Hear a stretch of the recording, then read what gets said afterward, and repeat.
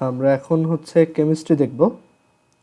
আর কেমিস্ট্রিতে হচ্ছে আমরা chemical reactions চ্যাপ্টারটাতে ছিলাম, চ্যাপ্টার 7। অ্যান্ড এখানে আমরা লাস্ট ক্লাসে একটা টপিক স্টার্ট করছিলাম, which is rate of reaction. হয়তো অনেকেরই মনে নাই, সো আমরা একটু এটা রিভিউ করে দেন আবার পরের টপিকে যাব। Rate of reaction. So rate of রিয়াকশনের আইডিয়াটা কীরকম ছিল, যে একটা রিয়াক্ট্যান্ট থাকবে বা একটা রিয়াজেন্ট থাকবে বা একটা বিক্রিয়ক থাকবে, অ্যান্ড সেইটা থেকে একটা প্রোডাক্ট বা একটা মানে রিয়াকশনের পর বিক্রিয়ক থেকে যেটা উৎপন্ন হয় সেটা থাকবে। তো এখন আমাদের একটা রিয়াকশনের রেট বলতে বোঝায় যে এই যে রিয়াক্ট্যান্ট যেটা, তার মানে যে কোনো একটা সাবস্টেন্সের কনসেন্ট্রেশন আমরা অ্যাকচুয়ালি থার্ড ব্র্যাকেট দিয়ে ইন্ডিকেট করি, যে থার্ড ব্র্যাকেটের মধ্যে। তো থার্ড ব্র্যাকেটের মধ্যে যে এ লেখা, এটা মানে হচ্ছে এর কনসেন্ট্রেশন বা এই রিয়াক্ট্যান্ট এ এর ঘনমাত্রাটা লেখা।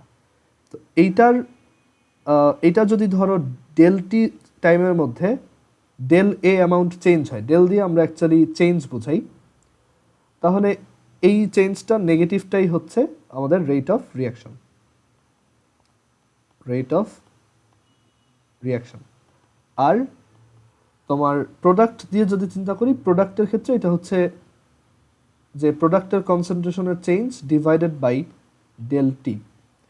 ওকে, মানে আইডিয়াটা এরকম যে যদি এইটার কনসেন্ট্রেশন বা ঘনমাত্রাকে আমি সি মনে করি আর এটার কনসেন্ট্রেশনকে আমি এক্স মনে করি, তাহলে এই সি হচ্ছে কি আস্তে আস্তে কমে যায়। এটা আমরা দেখছিলাম লাস্ট ক্লাসে, যে ধরো একদম রিয়াকশনের শুরুতে একটা রিয়াকশন যখন স্টার্ট হয় তখন অ্যাকচুয়ালি পুরোটাই থাকে রিয়াক্ট্যান্ট, কোনো প্রোডাক্ট থাকে না।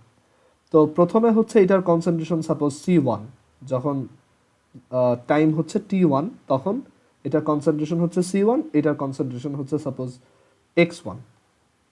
ওকে, আমরা ধরো T1 সেকেন্ডে দেখছি। আর যখন টাইমটা হচ্ছে T2, তখন দেখা গেল এটার কনসেন্ট্রেশন C2, এটার কনসেন্ট্রেশন X2, দ্যাট ইজ এইটা ডিক্রিজ হচ্ছে, এইটা ইনক্রিজ হচ্ছে। Definitely X2 is greater than X1, আর definitely C2 is less than C1. C2 is less than C1 and X2 is greater than C1. Sorry, X1. তো এই যে এটা আস্তে আস্তে ডিক্রিজ হচ্ছে, এটা আস্তে আস্তে ইনক্রিজ হচ্ছে। তো রেট অফ রিয়াকশনটা হচ্ছে আমাদের রিয়াক্টেন্টের যে কনসেন্ট্রেশনের চেঞ্জ, রিয়াক্টেন্টের কনসেন্ট্রেশনের চেঞ্জটা কত। দেখো তার চেঞ্জ মানে হচ্ছে কি ফাইনালটা মাইনাস ইনিশিয়ালটা। তো এখানে আমাদের একদম ফাইনাল কনসেন্ট্রেশন ছিল C2 আর ইনিশিয়াল ছিল C1। Since C2 is less than C1, C2 যদি C1 থেকে ছোট হয়, তাহলে এটা থেকে যখন এটাকে সাবট্রাক্ট করবা, তুমি কি একটা নেগেটিভ ভ্যালু পাবা, রাইট? এটা বোঝাই যায় এখানে চেঞ্জটা নেগেটিভ, বিকজ কনসেন্ট্রেশনটা আস্তে আস্তে ডিক্রিজ হচ্ছে। সিমিলারলি এই জায়গাতে এই যে রিয়াক্ট্যান্টের থেকে যে প্রোডাক্টটা পাওয়া যাচ্ছে, সেই প্রোডাক্টটার কনসেন্ট্রেশনের চেঞ্জ, এইটা is equal two final concentration X2 minus initial concentration X1। এটা একটা পজিটিভ ভ্যালু আসবে।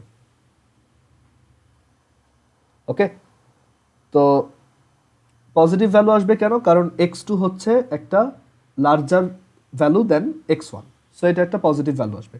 তো এখন রেট অফ রিয়াকশন হচ্ছে যে আমাদের এই রিয়াক্ট্যান্টের কনসেন্ট্রেশন যেই রেটে কমে, ধরো এখানে T1 থেকে T2 মানে কি ডেল টি টাইম ক্রস হওয়া, যেখানে del t is equal to হচ্ছে T2 মাইনাস T1। তো ডেল টি সেকেন্ডের মধ্যে আমাদের এইটা যদি কমে যায়, ডেল এ অ্যামাউন্ট কমে যায়, তো এটা একটা নেগেটিভ কোয়ান্টিটি, সেটাকে আমি প্লাস বানানোর জন্য সামনে আরেকটা মাইনাস দিলাম।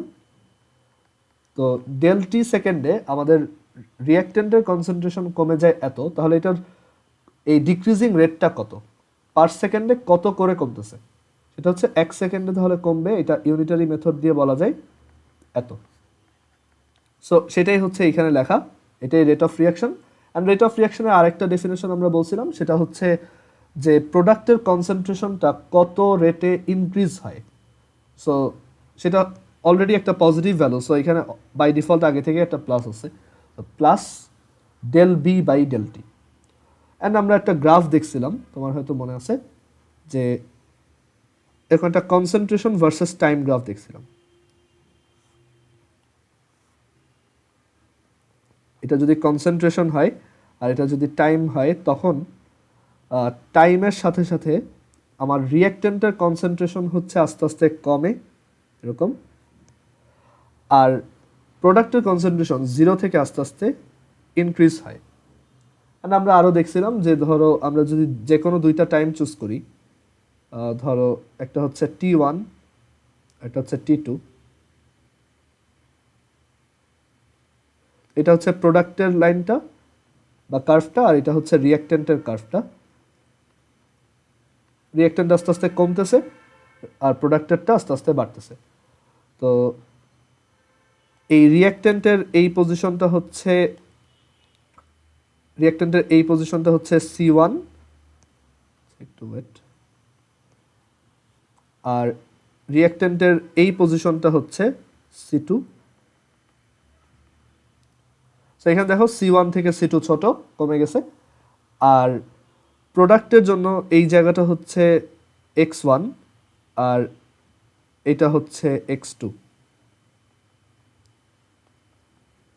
তো এখানে দেখো X2 is greater than X1, so এই ডিফারেন্সটা হচ্ছে ডেল এক্স আর এই ডিফারেন্সটাই হচ্ছে ডেল সি। ওকে, সো আসলে রেট অফ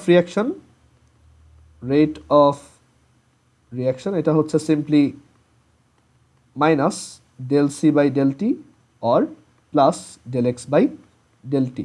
আমরা ম্যাথও দেখছিলাম মেবি লাস্ট ক্লাসে। তো এখন এগুলো ছিল প্রিভিয়াস জিনিসপত্রগুলো, একটু আমরা রিভিউ করে নিলাম। তো এখন আমরা এখান থেকে আরও কয়েকটা ইম্পর্টেন্ট জিনিস শিখব এই রেট অফ রিয়াকশন থেকে। তো আমরা এখন একটা নতুন আইডিয়া শিখব, যেটা হচ্ছে ইকুইলিব্রিয়াম। তো আমরা এই চ্যাপ্টারের প্রথম দিকে দেখে আসছিলাম যে রিয়াকশন হচ্ছে তার ডিরেকশনের উপর বেস করে দুই টাইপের। রিয়াকশনের ডিরেকশনের উপর বেস করে তারা হচ্ছে দুই টাইপের। একটা হচ্ছে ইরিভার্সিবল রিয়াকশন, মানে যেটা হচ্ছে ওয়ান ডিরেকশনাল। ইরিভার্সিবল রিয়াকশন যেটা জাস্ট একদিকেই প্রোগ্রেস হয়, মানে এ থেকে বি প্রডিউস হবে এরকম, মানে এ আস্তে আস্তে শেষ হয়ে যাবে, বি প্রডিউসড হবে, এটাই। আর আরেকটা টাইপের ছিল হচ্ছে রিভার্সিবল রিয়াকশন।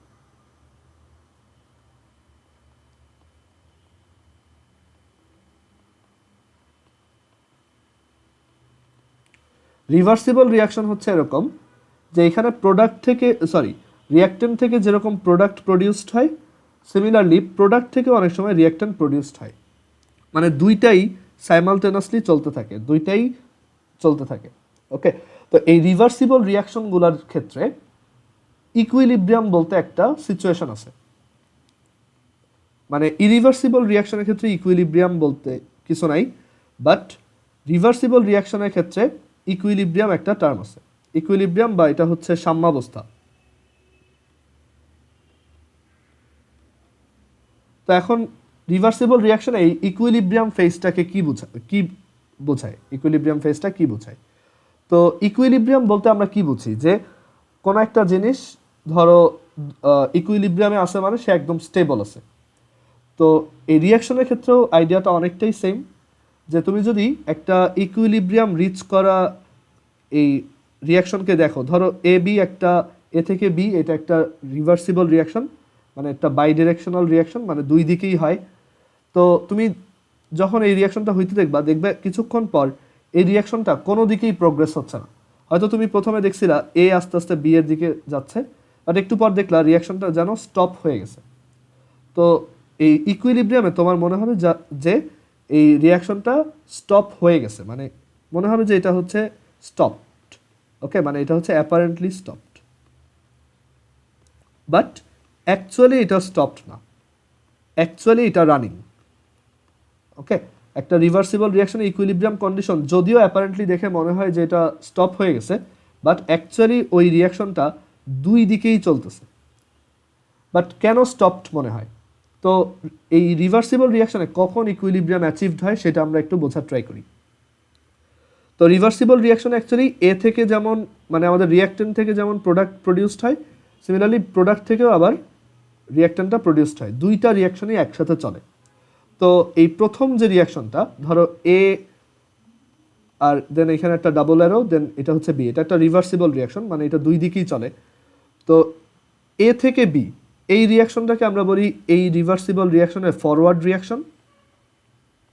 মানে একটা রিভার্সিবল রিয়াকশনের দুইটা পার্ট থাকে, একটা হচ্ছে ফরওয়ার্ড রিয়াকশন আর এটা হচ্ছে ব্যাকওয়ার্ড রিয়াকশন। মানে যেটা অ্যাকচুয়ালি রিয়াক্ট্যান্ট থেকে প্রোডাক্ট প্রডিউসড হচ্ছে সেটা হচ্ছে ফরওয়ার্ড, আর যেটা প্রোডাক্ট থেকে রিয়াক্ট্যান্ট প্রডিউসড হচ্ছে সেটা হচ্ছে ব্যাকওয়ার্ড রিয়াকশন। তো এখন আমরা একটু আগে রিয়াকশন রেট জিনিসটা পড়ে আসছি এখানে, যে রিয়াকশন রেট হচ্ছে তোমার কনসেন্ট্রেশনের চেঞ্জিং রেট। তো এই ফরওয়ার্ড রিয়াকশনের ডেফিনেটলি একটা রিয়াকশন রেট থাকবে। তো সেই রিয়াকশন রেটটাকে আমরা আরএফ দিয়ে ডিনোট করলাম, এটা হচ্ছে আরএফ, মানে rate of reaction of the forward reaction. আর সিমিলারলি এই ব্যাকওয়ার্ড রিয়াকশনটার একটা রিয়াকশন রেট থাকবে যেটাকে আমি আরবি বললাম, যে এই ব্যাকওয়ার্ড রিয়াকশনটা কত রেটে হচ্ছে। ওকে, এখানে তো আমরা জানি দুইটাই একসাথে হয়, এই রিভার্সিবল রিয়াকশন দুইটাই একসাথে হইতে থাকে। তো যখন এই ফরওয়ার্ড রিয়াকশনের রেট আর ব্যাকওয়ার্ড রিয়াকশনের রেট সমান সমান হয় তখন এই রিয়াকশনটা ইকুইলিব্রিয়াম রিচ করেছে বলে ধরা হয়। মানে এখানে আমরা এটা একটু লিখি, when the RF equals RB, when the rate of reaction of the forward reaction equals the rate of reaction of the backward reaction, when RF equals RB, the reversible reaction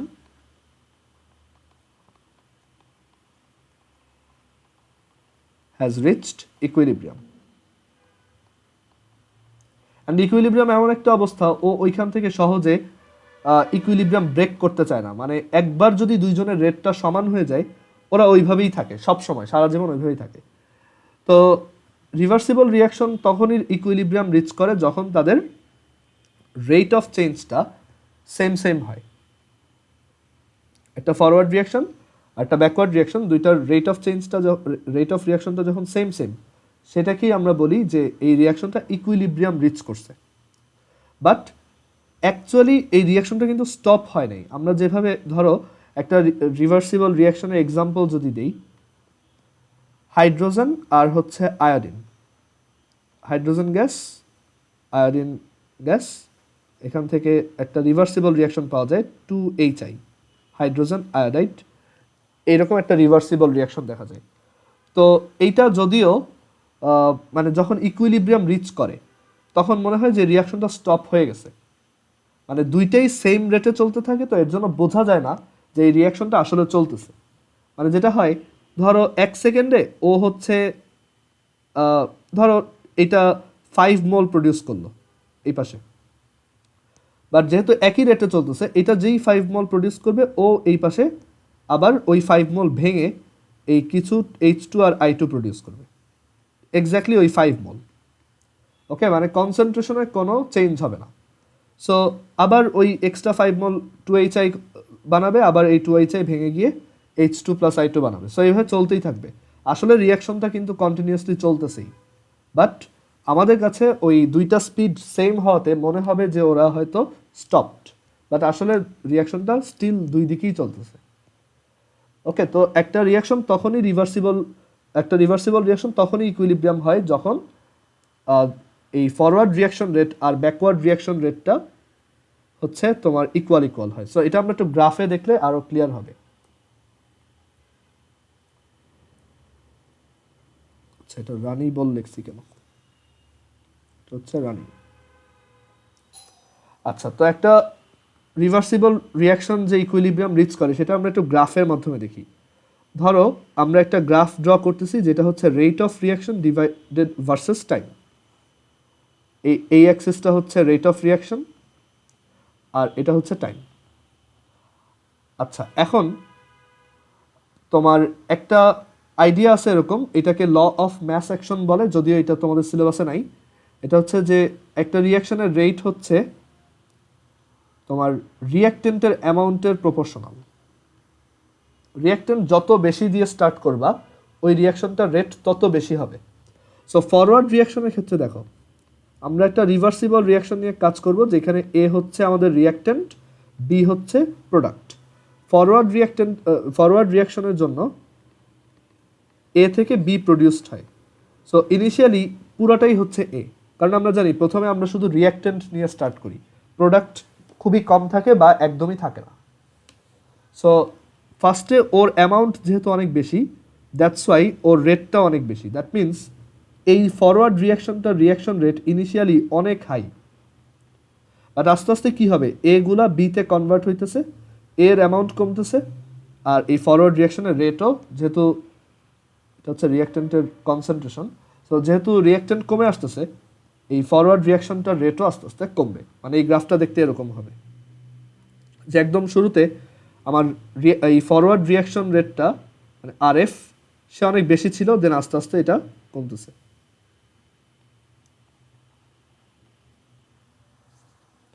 okay, R backward reaction রেটটা কীরকম হবে চিন্তা করো।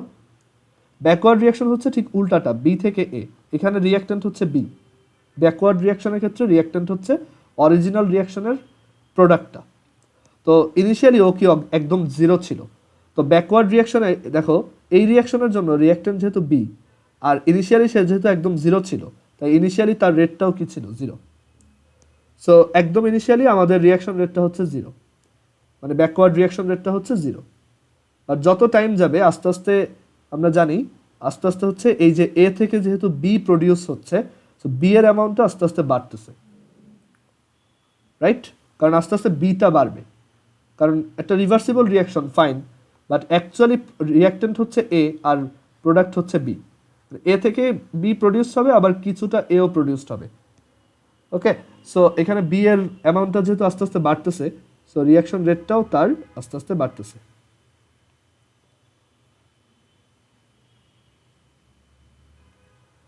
So এটা হচ্ছে আর B এর graph. এখন একটা জিনিস দেখো, এক জায়গায় তারা মিট করছে, একটা টাইমে তারা মিট করছে, মানে দুইটার ভ্যালুই সেম সেম আসছে, যেহেতু আমরা রেট ভার্সেস টাইম গ্রাফ আঁকতেছি। এই টাইমে এসে দেখো ফরওয়ার্ড রিয়াকশনের রেটটা ধরো এটা হচ্ছে 50, ওইটাও 50-তে আসছে, আর বিও 50-তে আসছে। তো এরকম যখন একটা কমন ভ্যালুতে তারা আসবে, সেটাই হচ্ছে আমাদের ইকুইলিব্রিয়াম কন্ডিশন। সো এই পয়েন্টে ইকুইলিব্রিয়াম রিচড হয়েছে।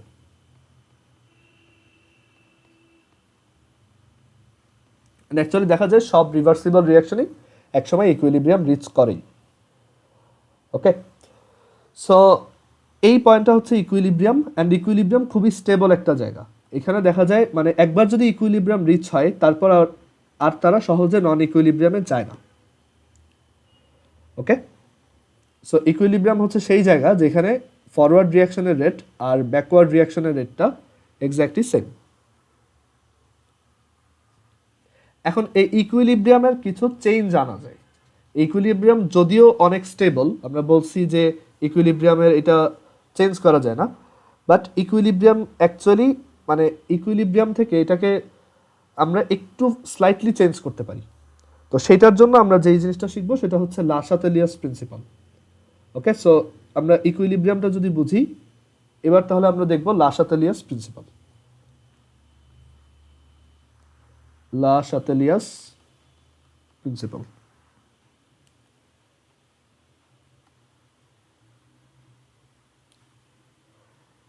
বোথ সাইডে সব কিছু সেম না। এই যে একজন কোশ্চেন করছো ইকুইলিব্রিয়াম মানে কি বোথ সাইডে সব কিছু সেম, ব্যাপারটা ওরকম না।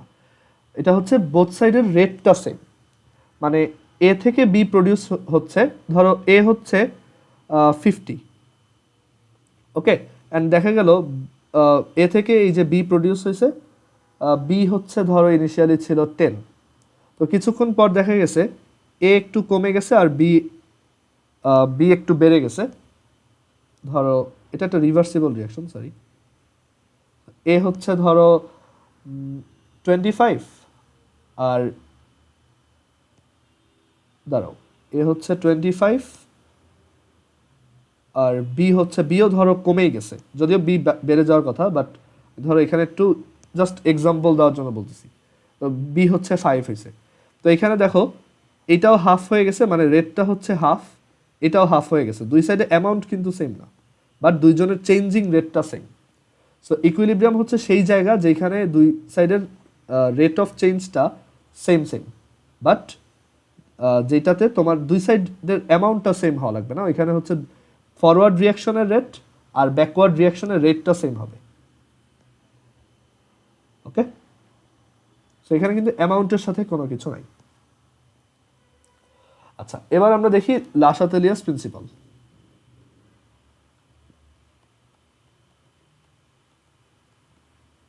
বাংলায় হচ্ছে লাসাতেলিয়ার নীতি। আচ্ছা, সো এই লাসাতেলিয়াস প্রিন্সিপাল ইউজ করে আমরা দেখতে পারি যে একটা ইকুইলিব্রিয়ামের উপর কি কি ফ্যাক্টর কাজ করলে তার কি কি চেঞ্জ আসে। তো একটা ইকুইলিব্রিয়ামের উপর কয়েকটা ফ্যাক্টরের কিছু তোমার ইম্প্যাক্ট আছে। যেমন ফার্স্ট ওয়ান হচ্ছে সবচেয়ে কমন যেটা, সেটা হচ্ছে টেম্পারেচার। টেম্পারেচারের জন্য একটা ইকুইলিব্রিয়াম চেঞ্জ হয়ে যেতে পারে।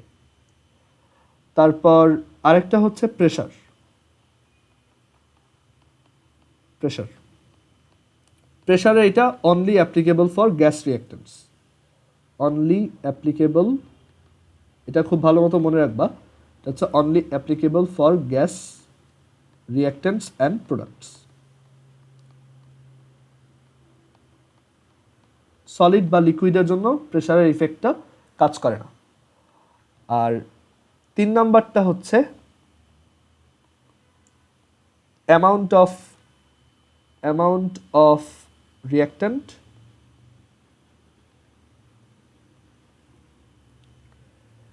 অ্যামাউন্ট অফ রিঅ্যাক্ট্যান্ট না বলে এটা জাস্ট অ্যামাউন্ট লেখো। সো এই তিনটা যে ফ্যাক্টর দেখতে পাচ্ছ, ফ্যাক্টর মানে হচ্ছে যারা কোনো একটা জিনিসকে চেঞ্জ করতে পারে আর কি। সো এই যে তিনটা ফ্যাক্টর আছে, এই তিনটা ফ্যাক্টরের উপর আমাদের এই লাসাতেলিয়াস প্রিন্সিপালটা ডিপেন্ডেন্ট। মানে এই তিনটা ফ্যাক্টর চেঞ্জ করলে আমরা অ্যাকচুয়ালি দেখব যে একটা ইকুইলিব্রিয়াম একটু চেঞ্জ হইতে পারে, বাট সেটা খুবই টেম্পোরারি একটা চেঞ্জ। তো সেই চেঞ্জগুলো কীরকম আমরা একটু দেখি। ফার্স্টে আমরা দেখব যে এই টেম্পারেচারের ইফেক্টটা কীরকম।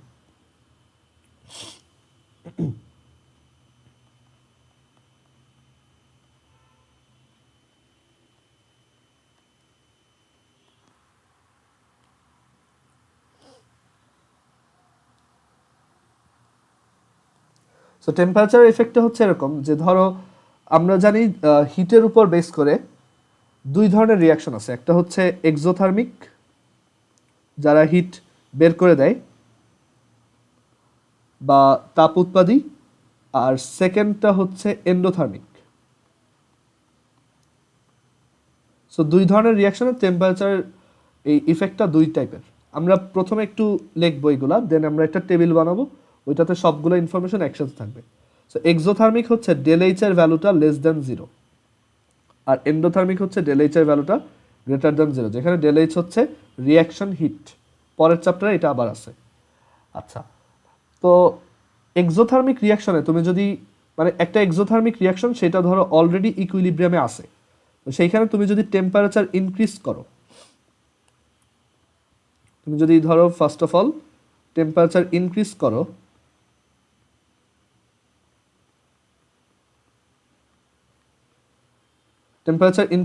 তখন the equilibrium will shift to the left.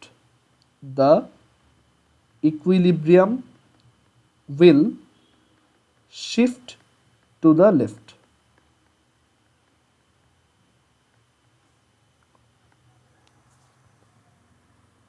Okay, এই ইকুইলিব্রিয়ামটা হচ্ছে লেফটের দিকে শিফট করবে। এখন এই শিফটিং জিনিসটা কি বোঝায়, এইটা একটা কোশ্চেন আসতেছে যে এই আমরা যে বললাম will shift to the left, এটা দিয়ে আমি কি বোঝাচ্ছি। তো একটা ইকুইলিব্রিয়াম সেটা হচ্ছে ধরো এরকম থাকে যে একটা ইকুইলিব্রিয়ামে হচ্ছে দুই সাইডের যে কনসেন্ট্রেশনটা সেইটা আর চেঞ্জ হয় না। ইকুইলিব্রিয়ামে চলে গেলে কনসেন্ট্রেশনটা ফিক্সড হয়ে যায়। দুই সাইডেরটা সমান সমান হয় না, বাট ধরো এই পাশে কনসেন্ট্রেশন 50 মোলার আর এই পাশে কনসেন্ট্রেশন 30 মোলার, একবার ইকুইলিব্রিয়াম অ্যাচিভড হয়ে গেলে, আচ্ছা এখানে একটা কাজ করো, অ্যামাউন্ট না লিখে ওটাকে কনসেন্ট্রেশন দেখো। আচ্ছা, তো একবার ইকুইলিব্রিয়াম অ্যাচিভড হয়ে গেলে তখন এই কনসেন্ট্রেশনগুলো কিন্তু আর চেঞ্জ হয় না, যদিও রিয়াকশনটা রানিং, এটাও সামনে যাচ্ছে এটাও পিছিয়ে আসতেছে, বাট ওই যে রেট সেম। ধরো ও যদি ওকে 1 মোলার দেয় 1 সেকেন্ডে, বিও ওকে 1 মোলার দিয়ে দিবে। ওকে, সো সবসময় এই দুই সাইডের কনসেন্ট্রেশনটা কিন্তু ফিক্সড হয়ে গেছে, বাট তারা কিন্তু সেম সেম না। এটাও একটা গ্রাফ একে বোঝানো যায়। যে আমরা আমরা একটু আগে দেখছি এটা হচ্ছে rate of reaction versus time graph, আর একদম প্রথমে দেখছিলাম একটা concentration versus time graph. So একটা কনসেন্ট্রেশন ভার্সেস টাইম গ্রাফ থেকে অ্যাকচুয়ালি ইকুইলিব্রিয়াম সিচুয়েশনটা বোঝা যায়। তো ইকুইলিব্রিয়াম কখন হয় বলছি, যখন দুইটা রেট সেম হয় বা যখন দুই সাইডের রিয়াকশনের এই দুই সাইডের কনসেন্ট্রেশনটা ফিক্সড হয়ে যায়। তো আমরা যদি কনসেন্ট্রেশন ভার্সেস টাইম গ্রাফটা আঁকি, তো এরকম একটা গ্রাফ দেখতে পাবা।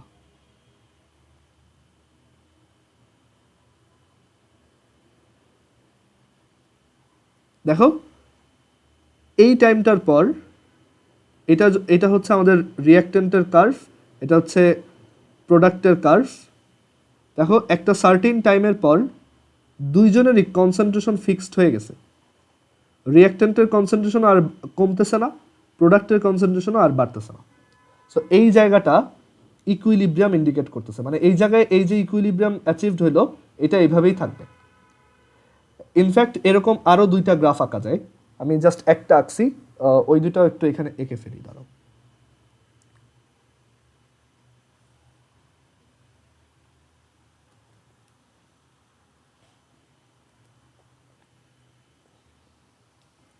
ইকুইলিব্রিয়ামে হচ্ছে দুইজনের এই যে যেটা বললাম কনসেন্ট্রেশনটা ফিক্সড হয়ে যায়। তো দুইভাবে হইতে পারে এটা, সরি তিনভাবে হইতে পারে এটা। একটা হচ্ছে এই এরকম, এটা হচ্ছে কেস 1, তারপর কেস 2। কেস 2 হচ্ছে যে দুইজনেরই কনসেন্ট্রেশন ফিক্সড হয়ে যাবে বাট এরকম ক্রস হবে না। এখানে যেমন হয়েছে যে প্রোডাক্টের কনসেন্ট্রেশনটা একসময় রিয়াক্টেন্টের থেকে বেশি হয়ে গেছে, এরকম নাও হইতে পারে। ধরো রিয়াক্টেন্টেরটা কমতে কমতে এরকম হয়ে গেল, দেখো, আর প্রোডাক্টেরটা বাড়তে বাড়তে এরকম হয়ে গেল। সো দেখো এই টাইমটার পর ওরা কিন্তু ফিক্সড হয়ে গেছে।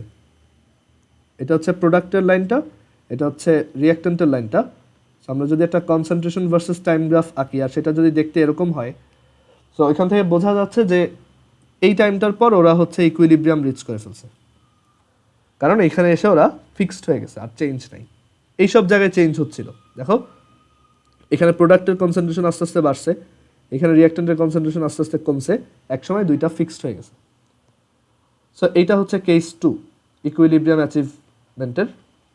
আর আরেকটা কেস হইতে পারে যে দুইটা একদম কনসেন্ট্রেশনটা সেম সেম হয়ে গেছে, মানে রুবাইয়া যেটা বললা ওরকমও হইতে পারে যে দুই সাইডের অ্যামাউন্টটা সেম, মানে কনসেন্ট্রেশন সেম, অ্যামাউন্ট না, দুই সাইডের কনসেন্ট্রেশন সেম।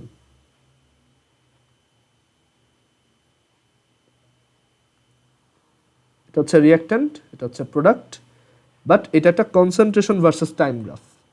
অ্যান্ড এই জায়গায় এসে দেখো দুইজনেরই এটা ফিক্সড হয়ে গেছে, প্রোডাক্টের কনসেন্ট্রেশন আর বাড়তেছে না, রিয়াক্ট্যান্টেরটাও আর কমতেছে না।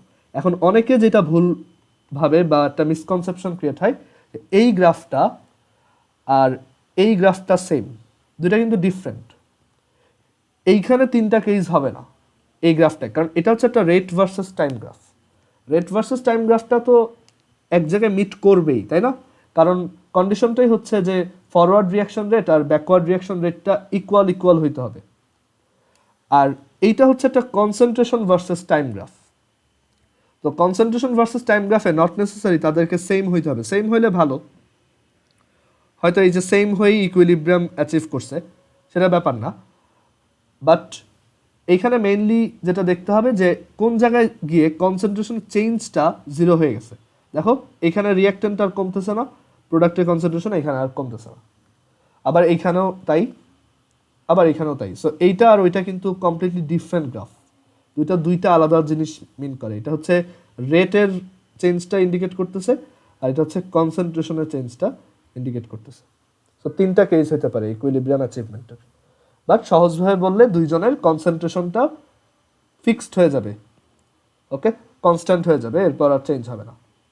আচ্ছা, তো এখন আমরা মেইন যে ডিসকাশনে ছিলাম সেটা হচ্ছে যে একটা আমরা বলছি যে একটা রিভার্সিবল রিয়াকশনে যখন ইকুইলিব্রিয়াম অ্যাচিভড হয় তখন দুই সাইডেরই কনসেন্ট্রেশনটা ফিক্সড। বাট এখানে আমি বলছি টেম্পারেচার ইনক্রিজ করলে the equilibrium will shift to the left. আচ্ছা এটা টু দা হবে। এখানে আমি বলছি যে ইকুইলিব্রিয়ামটা হচ্ছে বাম দিকে সরে আসবে। তো বাম দিকে সরে আসা মানে হচ্ছে এই রিয়াকশনটা একটু বাম দিকে আগাবে, তার মানে ব্যাকওয়ার্ড রিয়াকশনটা একটু পারফর্ম হবে। আর ব্যাকওয়ার্ড রিয়াকশন হইলে বলতো এর কনসেন্ট্রেশন কি বাড়বে নাকি কমবে? কেউ একজন বলতো যে যদি এখানে একটু আমি ব্যাকওয়ার্ড রিয়াকশন হইতে দেই তাহলে এ কি বাড়বে নাকি কমবে? না না, কমবে না, বাড়বে। একটু চিন্তা করো, এটা ইনক্রিজ হবে কারণ এটা একটা ব্যাকওয়ার্ড রিয়াকশন। তো ব্যাকওয়ার্ড রিয়াকশনে এইটা তখন রিয়াক্ট্যান্ট, এটা তখন প্রোডাক্ট, আমরা জানি প্রোডাক্ট আস্তে আস্তে বাড়ে। তো এ বাড়বে মানে এই অ্যারো সাইনটা কি বোঝায় যে কিছু বি এ তে কনভার্ট হয়ে যাবে। সেটা ক্লিয়ার হয়েছে? সো এখান থেকে আমরা তাহলে বলতে পারি amount of reactant will increase, amount of reactant will increase, মানে শিফটিং টু দ্য লেফট মানেই এটা যে amount of reactant will increase. আচ্ছা ধরো তুমি একটা কেমিক্যাল ইন্ডাস্ট্রি চালাও, ওইখানে ধরো এরকম একটা রিভার্সিবল রিয়াকশন হয়। ধরো তোমার টার্গেট হচ্ছে নাইট্রোজেন আর 3টা হাইড্রোজেন গ্যাস মিক্স করে ওইখান থেকে অ্যামোনিয়া গ্যাস বানানো। ওকে, এখন তুমি কি করলা, দেখলা যে ওইখানে ধরো কোনো একটা ফ্যাক্টর চেঞ্জ করার পর দেখা গেল এটা লেফটে শিফট হয়েছে। এটা কি তোমার ইন্ডাস্ট্রির জন্য ভালো নাকি খারাপ বলো তো? এটা কি তোমার জন্য বেনিফিট হয়েছে নাকি লস হয়েছে? লস, বিকজ এখানে রিয়াক্টেন্ট বেড়ে গেছে, আমার প্রোডাক্ট কমে গেছে, বাট আমার আমার ফ্যাক্টরি অ্যাকচুয়ালি প্রডিউস করতে চায় অ্যামোনিয়া। সো তখন আমার এমনভাবে ফ্যাক্টরগুলো চেঞ্জ করতে হবে যাতে এটা ইনক্রিজ হয়, মানে প্রোডাক্টের অ্যামাউন্টটা বাড়ে। যাই হোক এগুলো আমরা পরে আবার ডিসকাস করব, আপাতত আমরা জাস্ট ইফেক্টগুলো আলোচনা করি। আচ্ছা এরপরে এই পেজে করি। আচ্ছা এখানে আরেকটা পয়েন্ট, তাহলে অপোজিটটা কি হবে বুঝতেই পারতেছো। যদি টেম্পারেচার ডিক্রিজ করো, টেম্পারেচার ডিক্রিজ করলে the equilibrium will shift to the right, মানে ঠিক উল্টা কাজটা হবে। যদি তুমি তাহলে টেম্পারেচার কমাও একটা এক্সোথার্মিক রিয়াকশনে, তখন এটা ডান দিকে শিফট হবে। আচ্ছা এখন এইগুলোর আবার রিজন আছে। Le Chatelier's principle out of nowhere আসে নাই, এটার অবশ্যই রিজন আছে, বাট ওইগুলো কলেজ উঠলে শিখবা। আচ্ছা তো টেম্পারেচার যদি ডিক্রিজ করো the equilibrium will shift to the right. Equilibrium shift to the right হচ্ছে অ্যাকচুয়ালি একটা বেটার প্রসেস, মানে ওইখানে প্রোডাক্টের দিকে এই ইয়াটা রিয়াকশনটা আগায়, মানে আরও রিয়াক্ট্যান্ট প্রোডাক্টে কনভার্ট হয়। So shifting two the right এটা বলতে বোঝায় amount of product will increase.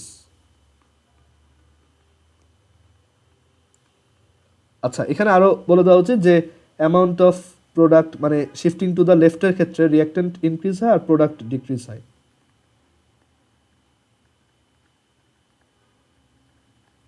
আর এইখানে টেম্পারেচার ডিক্রিজ করলে the equilibrium will shift to the right, amount of product will increase, reactant will decrease.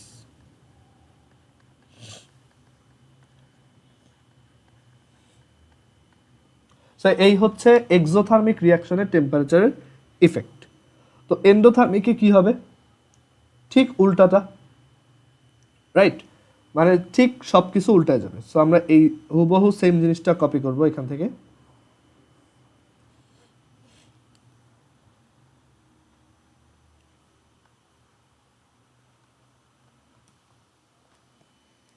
তো এবার জাস্ট আমাদের এই রিয়াকশনটা হয়ে যাবে 2 নাম্বার উইচ ইজ এন্ডোথার্মিক।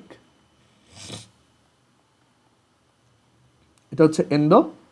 আর এখানে টেম্পারেচার ইনক্রিজ করলে the equilibrium will shift to the right, মানে ঠিক উল্টা কাহিনী হবে এবার, will shift to the right, that is the amount of reactant will decrease, the amount of product will increase. তারপর temperature যদি ডিক্রিজ করো, টেম্পারেচারটাকে যদি ডিক্রিজ করো তখন the equilibrium will shift to the left, will shift to the left, আর তখন এখানেও কেসটা উল্টা, the amount of product will decrease আর রিঅ্যাক্ট্যান্ট উইল ইনক্রিজ। সো এই হচ্ছে লা শাতেলিয়াস প্রিন্সিপাল, যে এক্সোথার্মিক রিয়াকশনে টেম্পারেচার বাড়াইলে এটা বামে সরে, টেম্পারেচার কমাইলে ডানে সরে। এন্ডোথার্মিক রিয়াকশনে ঠিক উল্টা, টেম্পারেচার ইনক্রিজ করলে ওইটা শিফট টু দ্য রাইট আর ডিক্রিজ করলে shift to the left. Okay, এটা একটু প্র্যাকটিস করলেই তোমার মনে থাকবে। আমরা একটা টেবিল বানাবো এরপর। ওকে, সো এই হচ্ছে আমাদের হিটের বা টেম্পারেচারের ইফেক্ট। ক্লিয়ার? ওকে, তো এখন এইটার পর এরপর আসি প্রেশারের ইফেক্ট, যে আমাদের সেকেন্ড যে ইম্পর্টেন্ট ফ্যাক্টর আছে প্রেশার, সেটার উপর এইটা কীভাবে ডিপেন্ডেন্ট, এই ইকুইলিব্রিয়ামটা কীভাবে চেঞ্জ হতে পারে। আচ্ছা, আমাদের মিটিংয়ের টাইম শেষ, তোমরা একটু আরেকবার কানেক্ট হও। আচ্ছা, এখানে একটা জিনিস একটু চেঞ্জ করতে ভুলে গেছিলাম, এই ডেল এইচটা গ্রেটার দ্যান 0, এন্ডোথার্মিকে ডেল এইচ হচ্ছে গ্রেটার দ্যান 0। তো এবার আমরা দেখব প্রেশারের ইফেক্টটা কীরকম। ওকে, সো প্রেশারের ইফেক্টটা আমরা কি বলছি, only applicable for gas reactants and products. So এটা আবার লেখো, only applicable for gas reactants and products. এমন না যে সব রিঅ্যাক্টেন্ট বা প্রোডাক্টকেই গ্যাস হইতে হবে, বাট যেই কয়টা গ্যাস থাকবে তাদের জন্য এই ইফেক্টটা কার্যকর হবে। ঠিক আছে, এটা অ্যাপ্লিকেবল হবে। আচ্ছা, সো এই প্রেশারের ইফেক্টটা ক্যালকুলেট করার ওয়েটা কীরকম, সেটা হচ্ছে এখানে আমাদেরকে একটা নাম্বার বের করতে হয়, সেটা হচ্ছে ডেল এন। সো এই ডেল এন বলতে বোঝায় mole number of product from equation. তোমাকে যে রিভার্সিবল রিয়াকশনটা দেওয়া হবে সেই ইকুয়েশনটা থেকে মোল নাম্বার অফ প্রোডাক্ট কত, মাইনাস মোল নাম্বার অফ, মানে প্রোডাক্ট মাইনাস রিয়াক্টেন্ট, সহজভাবে বললে প্রোডাক্ট মাইনাস রিয়াক্টেন্ট। তো মোল নাম্বার অফ রিয়াক্টেন্টস আর প্রোডাক্টস ফ্রম ইকুয়েশন। মানে আমরা ফার্স্টে এইটা ক্যালকুলেট করা শিখব, তাহলে আমরা প্রেশারের ইফেক্টটা খুব সহজে বলতে পারবো। ওকে, এটা হয়তো বইতে অন্যভাবে লেখা, বাট এইভাবে বুঝলে, তুমি এইভাবে চিন্তা করলে অনেক ইজিলি তুমি পরীক্ষার খাতায় লিখতে পারবে। আচ্ছা, তো এখন আমরা এক কাজ করি, একটা রিয়াকশন লিখি, তাহলে এটা ক্লিয়ারলি বুঝবো। এমন একটা রিয়াকশন লিখি যেখানে ধরো সবগুলাই গ্যাস রিয়াক্টেন্ট আর প্রোডাক্ট, যেমন nitrogen gas plus 3H2 gas, এখান থেকে প্রডিউস হয়, এটা একটা reversible reaction, 2NH3 gas, ammonia gas. তো এখানে আমরা ডেলেনটা কীভাবে ক্যালকুলেট করব, ডেলেন হচ্ছে এই যে রিয়াকশনটা দেওয়া আছে সেইখানে তোমার প্রোডাক্টের টোটাল মোল নাম্বার কত, প্রোডাক্টের মোল নাম্বার হচ্ছে 2, মাইনাস এখান থেকে তোমার রিয়াক্টেন্টের মোল নাম্বারগুলো কত টোটাল, এখানে আছে 1, এখানে আছে 3, মানে এই কোফিশিয়েন্টগুলোর সাম আর কি, 1 আর এই 3। সো এটা আসে 2 minus 4, which is -2। ওকে, তো এখন এই ডেলেনের ভ্যালু দেখে আমি কিভাবে বুঝবো যে আমার রিয়াকশনটার উপর প্রেশারের ইফেক্টটা কীরকম। সো আমরা দুইটা কন্ডিশন লিখব, ইফ ডেলেন লেস দ্যান 0, সরি তিনটা কন্ডিশন লিখব, এটাকে একটু করে উঠাই।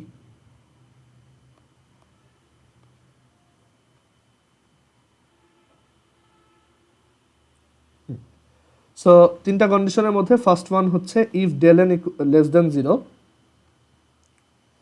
যেমন এখানে লেস দ্যান 0 আসছে, ডেলেন যদি লেস দ্যান 0 হয় তখন if pressure is increased,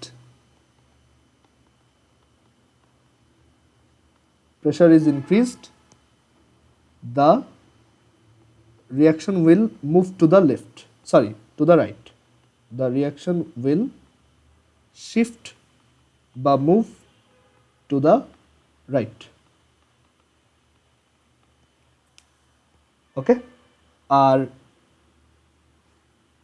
if pressure is decreased, আমি যদি প্রেশারটাকে কমাই,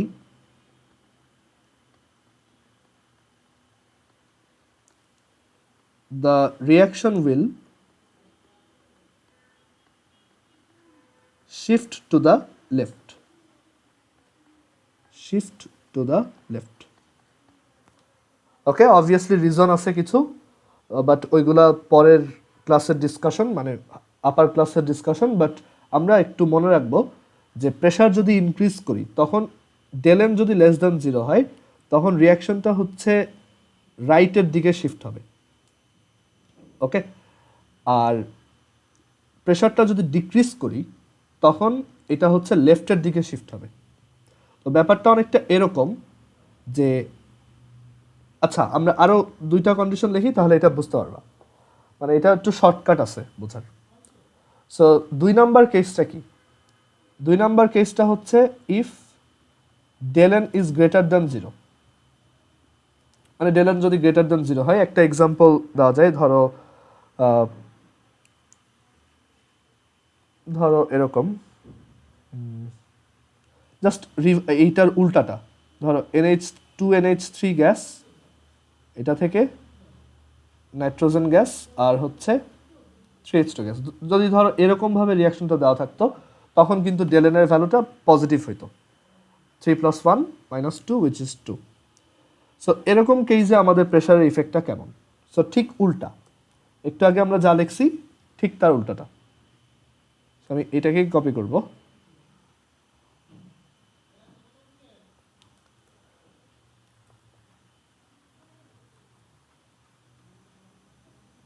সেটা হচ্ছে if pressure is increased the reaction will shift to the left. লেফটে শিফট হওয়া মানে হচ্ছে রিয়াক্টেন্ট বাড়বে আর প্রোডাক্ট কমবে। আর if the pressure is decreased the reaction will shift to the, এবার লেফটের জায়গায় এটা হবে রাইট।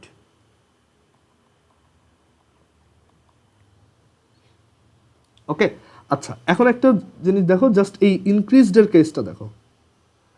যখন ডেলেন গ্রেটার দ্যান 0, যেমন এই রিয়াকশনটা, তখন আমি যদি প্রেশারকে ইনক্রিজ করি রিয়াকশনটা এই দিকে বাড়ছে, রাইট? প্রেশার বাড়াবো, এটা লেফটের দিকে আসছে। আর এইখানেও দেখো প্রেশার যদি ইনক্রিজ করি, যেমন এই রিয়াকশনটার জন্য,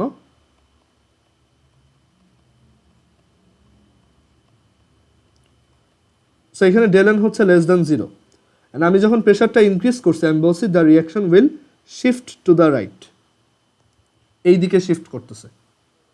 সো প্যাটার্নটা কি? প্যাটার্নটা হচ্ছে ডেলেনের ভ্যালু লেস দ্যান 0 হোক আর গ্রেটার দ্যান 0 হোক, সবসময় দেখো প্রেশার ইনক্রিজ করলে যেই পাশে মোল নাম্বারটা কম সেই দিকে রিয়াকশনটা আগায়। যেমন এইখানে আছে, এই পাশে আছে 4টা, এই পাশে আছে 2টা, রিয়াকশন আগাইছে ওই কমের দিকে।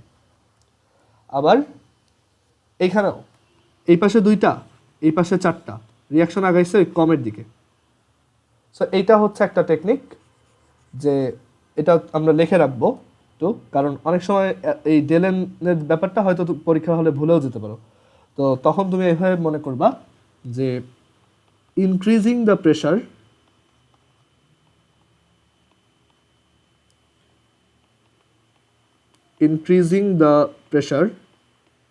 will cause the reaction to move towards the side which has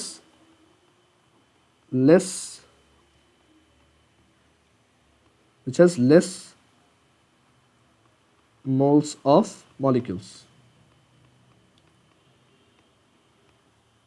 Okay, so pressure effect এরকম যে increasing the pressure will cause the reaction to move towards the side which has less moles of molecules।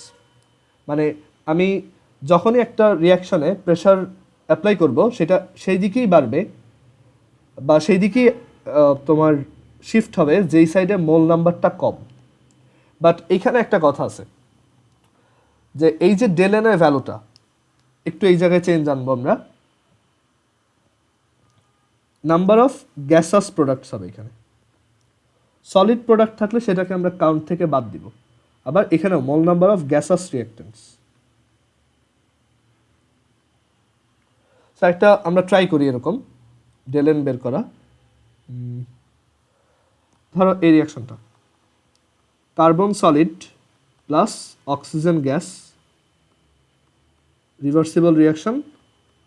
In fact যে কোনো real life রিয়াকশনই reversible reaction, কোনো রিয়াকশনই perfectly irreversible না, একটু হইলেও সেটা রিভার্সিবল। আচ্ছা, সো কার্বন ডাইঅক্সাইড গ্যাস। তো এইখানে তোমার ডেল এন এর ভ্যালু কত? প্রোডাক্ট আছে একটা আর রিয়াক্ট্যান্ট আছে একটা প্লাস একটা, দুইটা, -1। এটা কিন্তু হয় নাই, কারণ কি আমরা এখানে এই যে সলিডেরটাও কাউন্ট করে ফেলছি। সলিডেরটা আমরা কাউন্টে নিব না, সো এটা হবে 1 -1 which is 0। শুধু গ্যাস পার্টিকেলগুলা বা গ্যাস মলিকিউলগুলার এই মোল নাম্বারটাই কাউন্টে নিতে হবে।